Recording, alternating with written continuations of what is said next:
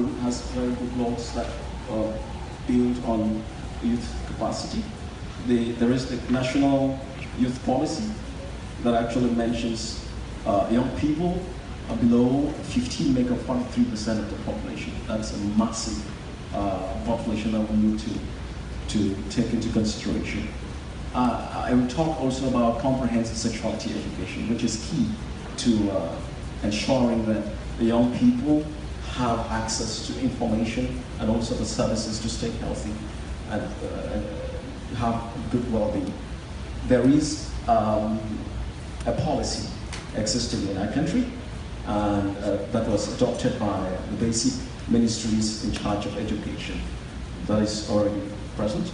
But since no human effort is void of fallibilities, we hope that the government of Cameroon will open more doors for young people to take part active participation in, when I talk of active participation, I mean meaningful youth engagement, as Katia has said, in the building of this framework documents and also in ensuring that they are implemented in the field. Also, the absence of disaggregated data is a huge problem. Dr. Afonde, we would like the Cameroonian government, when conducting demographic health surveys and gathering all the data, to take into consideration the fact that adolescents, I talked about 43% of the population, they should be disaggregated so that we have a fuller picture. We are recommending that the ministries in charge of education should not only formalize comprehensive sexuality education, but should institutionalize it. As we said, the demographic health survey, please, we need disaggregated data. And adolescents need reproductive health supplies. We can all turn medications. The proliferation of counterfeit medications in Cameroon is a huge cause for concern. The government should make efforts to ensure that we have quality products. Our broad goal is to mainstream comprehensive sexuality education across the entire territory, and we're hoping to reach well over 4 million adolescents in secondary schools. We are going to access these adolescents basically between 10 to 19 years across Cameroon by October 2018. And we're also going to use this platform to expand on the collection of disaggregated data on adolescent health between 10 to 14 and 15 to 19 in the schools. It's going to be very easy, and we have a great platform for that already.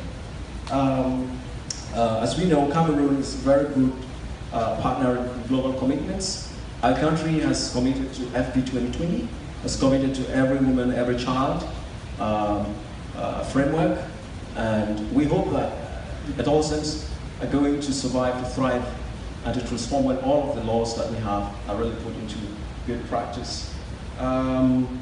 Okay, we have 3 main activities that we did carry out that we're going to build on to make this a resounding success. The first is a seed grant from Women Deliver that was meant to end teenage pregnancy in 2014. The systemic changes and commitments that we had were very great, and we hope to build on that. Secondly, the seed grant project to institutionalize CSE in Cameroon secondary schools garnered a lot of systemic, the government really committed. We're going to build on that.